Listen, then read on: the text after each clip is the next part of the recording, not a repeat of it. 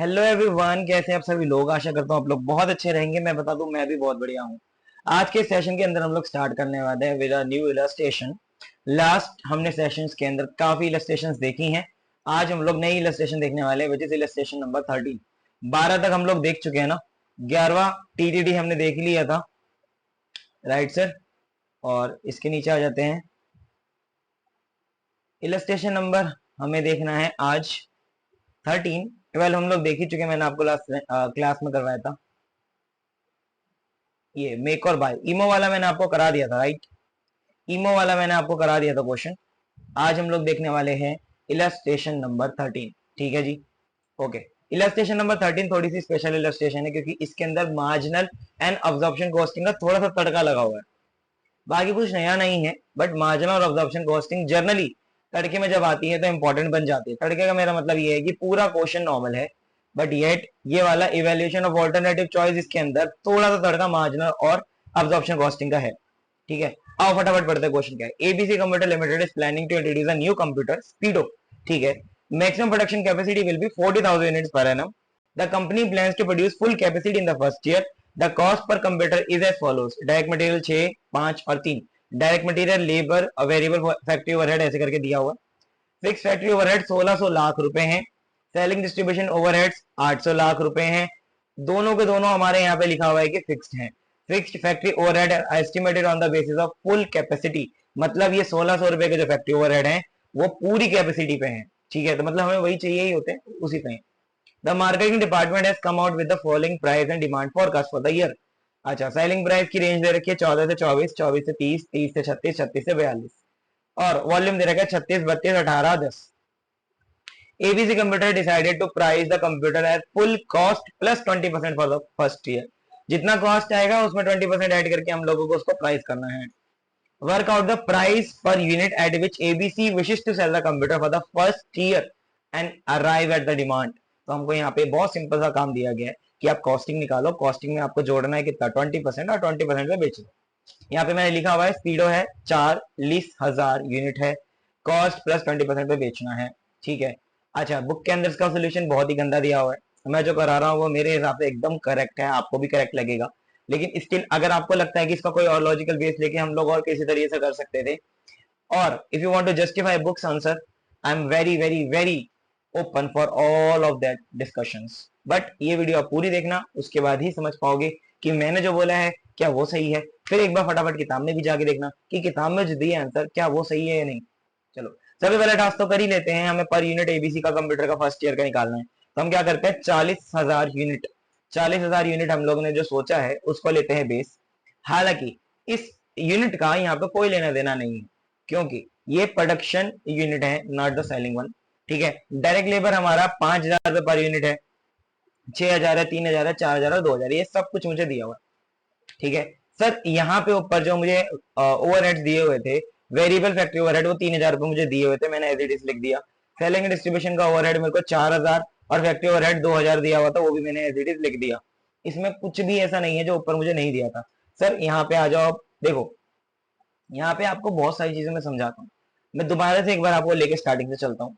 मैंने क्या किया है, डायरेक्ट लेबर 5,000 रुपए पर यूनिट है, मैंने कहाँ से उठाया, यहाँ से उठाया सर, ये 5,000 पे, यहाँ पे 5,000 को मल्टीप्लाई किया 40,000 यूनिट से, जो कि मेरे प्रोडक्शन वाली यूनिट है। तो ये 20 लाख रुपए आ गया। 20 लाख नहीं, शायद 2 करोड़ आएगा। 1, 2, 3, 4, 5, 6, 7, हाँ 2 करोड़ रुपए है, राइट। फिर मैंने मटेरियल उठाया 6,000 रुपए, वो कहाँ से उठाया सर, यहाँ से उठाया, उसको मल्टीप्लाई करके लिख दिया। फिर वेरिएबल फैक्ट्री ओवरहेड कहाँ से उठाया सर, यहीं से उठाया, ये तीनों तो यहीं पे दिए हुए थे, एज इट इज लिख दिए। सेलिंग एंड डिस्ट्रीब्यूशन ओवरहेड मैंने 4,000 रुपए कहाँ से उठा लिए। देखो मुझे यहाँ पे टोटल में दिया हुआ था 800 लाख रुपए, राइट। कितना दिया हुआ था, 800 लाख रुपए दिया हुआ था। यहाँ पे मुझे दिया हुआ है selling distribution overhead will be 800 lakh per annum. ठीक है, और फिक्स्ड फैक्ट्री ओवरहेड 1600 लाख रुपए मुझे दिए हुए हैं। तो मैं उसी को ही लेके यहाँ पे इस चीज को लिखूंगा, बट यहाँ पे ऊपर नीचे चीजें हो गई हैं, कोई बात नहीं। सेलिंग एंड डिस्ट्रीब्यूशन नीचे आना चाहिए, जो कि 8, यहाँ पे 800 लाख है, सॉरी, तो 8 करोड़ रुपए हो गया। और फैक्ट्री ओवरहेड यहाँ आना चाहिए, जो कि हमारा 1600 लाख है, मतलब 16 करोड़ रुपए है। ठीक है, तो ये ऊपर नीचे हो गया, वो आप करेक्ट कर लेना। या तो चलो मैं अभी कर देता हूँ यार, उसमें कोई बड़ी बात नहीं है। ठीक है, 1 मिनट मुझे दीजिए, मैं इसको करेक्ट कर दूं।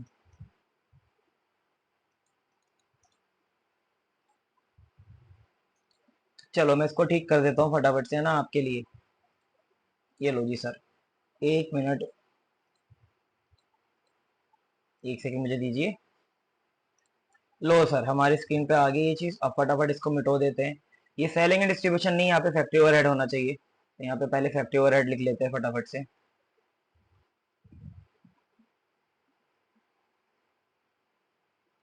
ब्रैकेट में लिख लेते हैं फिक्स्ड, ठीक है। और यहाँ पे लिख लेते हैं सेलिंग एंड डिस्ट्रीब्यूशन ओवरहेड, इसके ब्रैकेट में आप लिख लो, ये भी हमारा क्या है, फिक्स्ड है। ठीक है, तो हमारा अब बिल्कुल क्लियर होगा आपको कि पर यूनिट आप निकाल सकते हैं यार। 1600 लाख रुपए है, 40,000 यूनिट है, तो आपका पर यूनिट निकल जाएगा। हालांकि इसको पर यूनिट निकालने का कोई मतलब नहीं है, आप इसको टोटलिटी में भी जोड़ के दिखा सकते हो, कोई इशू वहां पे भी नहीं आएगा। ठीक है, आशा करता हूं आपको मेरी बात सारी समझ में आ रही है अभी तक की। ओके चलो आगे बढ़ते हैं। अब आगे हमारे पास टोटल कॉस्ट आ गई। हमारे पास टोटल कॉस्ट जो निकल करके आई है वो कुछ इस प्रकार है, आपकी स्क्रीन पे दिखाई दे रही है। ठीक है, टोटल कॉस्ट आ गई। टोटल कॉस्ट हमारी कितनी आई है, 1 मिनट। यस, टोटल कॉस्ट हमारी बेटा आई है यहाँ पे प्रॉफिट मार्जिन जोड़ने के बाद। अभी हमें इसमें प्रॉफिट मार्जिन भी जोड़ना है 20%।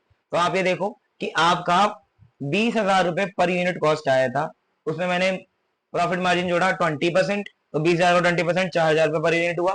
टोटलिटी में भी वही बैठेगा, तो आप 80 करोड़ रुपए है ना, ये दो दो चार दो छह और सात, दो दो चार दो छह, हाँ 80 करोड़ का भी आप 20% निकाल सकते हो, कोई दिक्कत नहीं है। लेकिन मैंने पर यूनिट का निकाल लिया, तो मेरा पर यूनिट प्रॉफिट जो आया वो 24,000 रुपए आया। 40,000 यूनिट है तो 96 करोड़ रुपए का मेरा प्रॉफिट आ गया as per the current situation. तो मैंने पहला पार्ट तो कर ही लिया। अच्छा, can you work out a better proposal, इसमें बोला है कि आप इससे बेटर प्रपोजल कर सकते हो, better in sense of more profit, right. तो हमने यहाँ पे कितना प्रॉफिट निकाला था, 96 crore rupees. Volume as per selling price must be 36,000, इसके हिसाब से तो 36,000 रुपए होना चाहिए। ठीक है, क्या दिक्कत आई किसी को यहाँ पे? हाँ सर, ये 36,000 कैसे आ गया? देखो बेटे, टेबल में आपको 24,000 का देखो कहाँ पे दिखाई दे रहा है रेट। 24,000 से लेके 30,000 तक में 32,000 रुपए आपका यहाँ पे भी है। और ये मैक्सिमम लिमिट जो यहाँ पे 24,000, तो हमारा 24,000 एग्जैक्ट आया, एक नहीं आया, तो इसलिए वॉल्यूम हमारा कितना होना चाहिए, 36,000 होना चाहिए एज पर द टेबल। तो मैंने जो डेटा निकाला 40,000 के हिसाब से निकाला, प्रोडक्शन के हिसाब से, लेकिन सेलिंग यूनिट मेरी कितनी होनी चाहिए, सेलिंग यूनिट होनी चाहिए 36,000 रुपए, क्योंकि मेरा सेलिंग प्राइस कितना आया, 24,000। तो आपको एक बात ध्यान रखनी है कि when you are calculating the cost, you will be taking out the production units, क्योंकि आप कॉस्ट उससे निकालोगे जितना माल आपने बनाया होगा। ठीक है, बेचोगे कितना, that is a separate matter, लेकिन आपने जितना बनाया है उस हिसाब से आप अपनी कॉस्ट निकालेंगे। और वो कॉस्ट यहाँ पे 24,000 रुपए आती है। मैंने ऊपर टेबल में देखा तो उसका साथ में जो वॉल्यूम दिया था वो 36,000 यूनिट रुपए था, रुपए नहीं सॉरी 36,000 यूनिट था। तो मैं 36,000 लेने वाला हूँ यहाँ पे यूनिट। ठीक है, as per the my first proposal. Okay, इसने बोला कि इससे भी कोई बेटर प्रपोजल हो सकता है, तो आइए और बेटर प्रपोजल देखते हैं।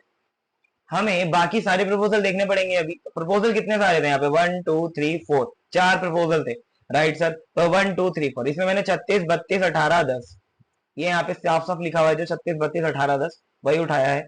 अच्छा, सेलिंग प्राइस मैंने उठा लिया 36 का, तो 24,000 रुपए वो मैं ऊपर ही देख चुका हूँ। ठीक है, सेलिंग प्राइस कितना है, 24,000 रुपए। सर कॉन्ट्रीब्यूशन पर यूनिट कितना आया, 10,000 रुपए।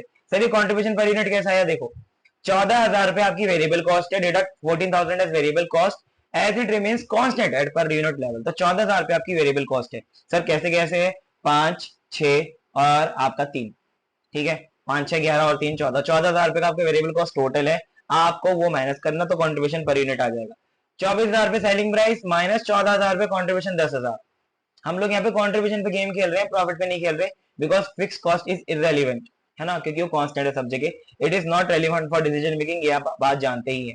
तो कंट्रीब्यूशन जिसका सबसे ज्यादा आएगा वो ही प्रपोजल सबसे बेस्ट होगा। इसका कंट्रीब्यूशन 10,000 आया, इसका 16 आया, इसका 22, इसका 28। ठीक है, और total contribution multiply by the quantity. अभी देखो कंट्रीब्यूशन पर यूनिट पे आप डिसीजन ले लेते हो when units are same, but as the units are different here, this is also relevant for you. तो आपको यहाँ पे टोटल कंट्रीब्यूशन देखना पड़ेगा, पर यूनिट पर आप डिसीजन नहीं ले सकते, because the quantities are different. तो टोटल कंट्रीब्यूशन देखा, 10,000 मल्टीप्लाई बाय 36,000 यूनिट तो 36 करोड़, 16,000 मल्टीप्लाई बाय 32,000 यूनिट तो 51 करोड़ 20 लाख, 21 करोड़ 60 लाख और 28 करोड़ रुपए। तो इस तरह से हमें पता चला कि हमें सेलिंग प्राइस जो 30,000 वाला है वो सबसे ज्यादा फायदा दे रहा है, और वो कौन सी यूनिट है, 32,000 यूनिट है। ठीक है, advice as the maximum contribution is highest at 32,000 units, it is better proposal than 24,000 units. तो आप मेरी बात एक बार समझ लो, ठीक है, अच्छी तरीके से, कि यहाँ पे 24,000 यूनिट नहीं आना चाहिए था, यहाँ पे आना चाहिए था मेरे भाई 36,000, क्योंकि पहले 36,000 हमने चूज किया था। मेरी बात आप समझे? अगर आप पर यूनिट बेसिस में देखें तो सबसे ज्यादा दिखाई दे रहा है कौन सा प्रपोजल? सर प्रपोजल नंबर 4, क्योंकि हम लोगों का सेलिंग प्राइस यहाँ पे ज्यादा है। बट आप अगर टोटलिटी में जाएंगे तो आप देखेंगे कि यहाँ पे हमारा प्रपोजल नंबर 2 सबसे बेस्ट है, ठीक है। सी और डी में हमसे क्या पूछा है? Determine the profit and the value of stock. अब ये जो 2 पॉइंट है ना, इसी में घपलेबाजी करता है इंस्टीट्यूट, ठीक है। ये क्वेश्चन आपका बी कैटेगरी का है, क्योंकि ये बहुत इजी क्वेश्चन है, मुझे लगता नहीं पेपर में आएगा। और ये 2 पार्ट जो नीचे वाले एकदम बकवास है। इंस्टीट्यूट फोकस नहीं कर रहा अपने कोर कंपिटेंसी एरिया के ऊपर, जो कि कॉस्ट अकाउंटेंसी, मैनेजमेंट अकाउंटेंसी और कॉस्ट ऑडिट है। वो घूम रहा है कि हमें टैक्स ऑडिट मिल जाए। मुझे लगता है बिल्कुल बुलशिट है। क्यों? क्योंकि इंस्टीट्यूट अपने कोर एरिया पे फोकस नहीं कर रहा है। एक फालतू सा कोर्स निकाल रखा है उसने, कैट, है ना। I am really sorry for being like so rude upon the institute, but as a stakeholder of the institute, मैं खुद भी इंस्टीट्यूट का एक स्टूडेंट हूँ, तो मुझे भी ये बात बहुत बुरी लगती है कि एक तरफ तो वो अपने सप्लीमेंट्री कोर्सेज रिलीज कर रहा है, कैट करके कोई कोर्स है मेरे ख्याल से, पता नहीं, सर्टिफाइड अकाउंटिंग टेक्नीशियन करके, जबकि वो अपने मेन कोर्स को ही इतना ज्यादा अपलिफ्ट नहीं कर पा रहा है। भाई आप खुद सोचो, ये जो प्रॉब्लम है, it is not even correct. And यही नहीं, बहुत सारी प्रॉब्लम ऐसी है जो थ्योरेटिकली करेक्ट ही नहीं, बट स्टूडेंट लगे पड़े हैं कराने में, करने में, और टीचर भी कराने में लगे पड़े हैं। नोबडी इज थिंकिंग कि ये सोल्यूशन जो है वो जो किताब में दिया है वो सही है गलत है, तो दूसरी बात है क्वेश्चन ही गलत है। But we are just taking assumptions and making things correct, जो इंस्टीट्यूट को करनी चाहिए। सालों सालों से मटेरियल नहीं बदलता। 2022 सिलेबस में मटेरियल बदला? कुछ नहीं बदला, कलर बदल गया, ठीक है। बुक्स थोड़ी छोटी हो गई, पहले ब्लैक एंड व्हाइट आती थी, अब शायद कलर में आने लग गई हैं। क्वेश्चन वही सारे के सारे हैं, कुछ नया नहीं है। जो पहले बड़े क्वेश्चन थे अब केस स्टडी के रूप में डाल दिए। ये सारी चीजें फैक्ट हैं, because I have seen syllabus number 2012, then 16, then 2022। और मैं बताऊं बाकी सब्जेक्ट्स में तो थोड़ा अच्छा हुआ भी है।